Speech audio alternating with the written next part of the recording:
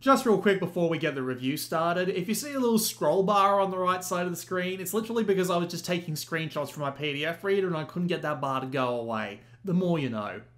Hello ladies and gentlemen, this is Blue Maxima. So I got my hands on Sandeep Rai's, also known as Too Old for Gaming's, book chronicling the first year of the PlayStation Vita recently, which was funded on Kickstarter earlier this year. I would have got to it sooner. In fact, I asked him about it, and he did agree to send me a copy, but he never got back to me after I DM'd him on Twitter, which was odd. Thankfully, I have a friend who kickstarted it, and they sent me a digital copy of the deluxe version, which mainly includes extended interviews, not in the physical version. Fun fact for you, by the way, that same friend was also responsible for the name Better Late Than Never on this channel, so the more you know. And yes, this does mean that I can't really speak on the quality of the physical version in this review, so I apologize for that. Please note the following. Other than one mention of it on my weekly update, and my chat with the guy on Twitter, I have nothing to do with the book. I didn't kickstart it, and I didn't follow its development, so I'm coming into this mostly with fresh eyes. The book is mainly historical in nature, and it's split into 3 different sections. A chronological retelling of the handheld market up to the launch of the Vita in the end of 2012, interviews with a few developers at the time, and a handful of retrospectives on games from the first year.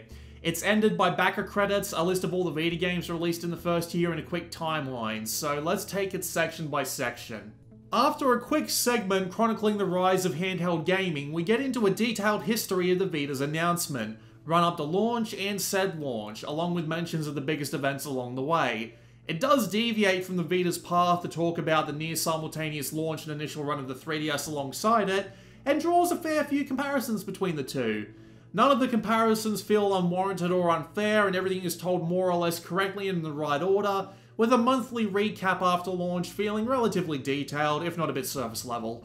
Overall, the section is well made enough to get a thumbs up from me. It's true, it's fair, and it covers everything that's important. Mostly. This is a minor nitpick, but my one issue is that some of the features of the Vita seem to be looked over here with no real depth, which seems odd for a first year book like this. The major thing missing from it is any explanation of what the heck Near was, with no mention of it until the retrospective section, in which it's mentioned twice in passing and then never again. But there is also a small lack of other detail in areas such as 3G connectivity. And as someone who owned a 3G Vita to begin with, let me fill you in on that. In Australia at least, the costs were ridiculous. It was locked to our worst 3G network, which really lacked on coverage. You couldn't play online multiplayer or download games through it, and it also had a GPS, which is a necessity for making the most out of Near. Funny unrelated story for you, actually. If you could figure out the Vita's phone number, you could actually send a text to it and it would show up as an important alert. This is how I found out some random woman named Karen was pregnant, and I wish I still had that screenshot. It also misses out on memory card necessity and PSP backwards compatibility features. While I understand the lack of this is mainly meant to be a historical piece, I think small pieces on them interjected as appropriate would have at least been interesting.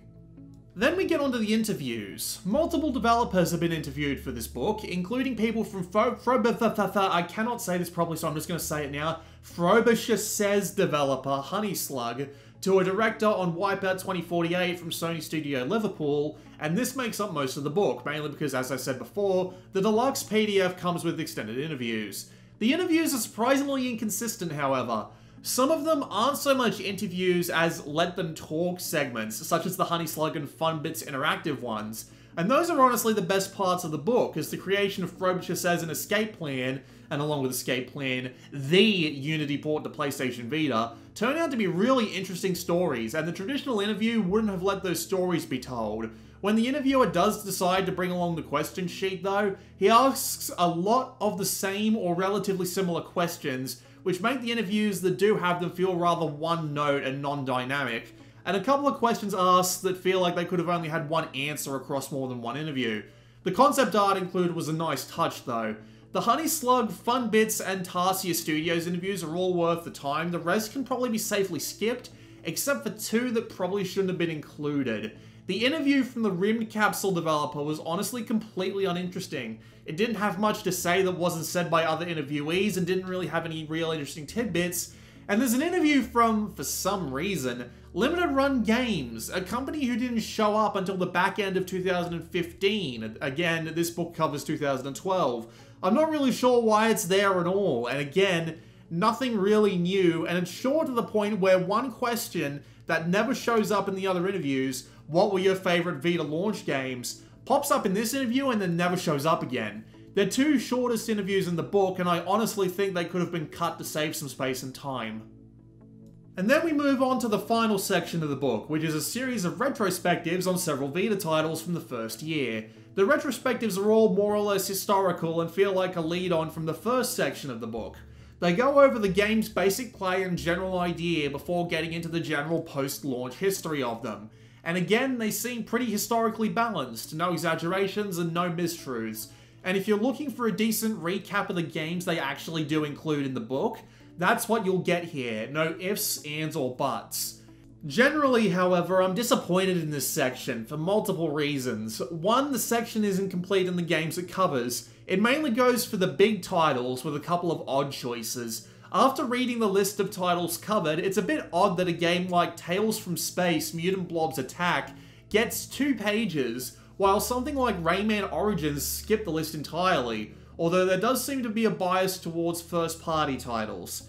Given that all the titles getting a 2-page write-up would probably be impossible, that I can agree and understand why that's a thing, this leads into my second point though.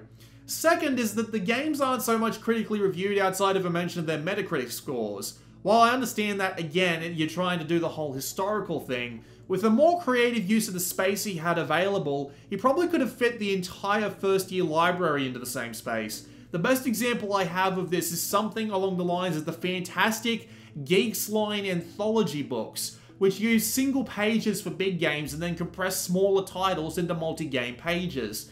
And I think a similar approach could have worked wonders here. The third and arguably most nitpicky opinion I have is that they aren't ordered in any discernible way. They're not alphabetical, they're not chronological, and not even in the amount of impact they have. For example, it's bookended by Gravity Rush and Uncharted, which is a bizarre decision to me.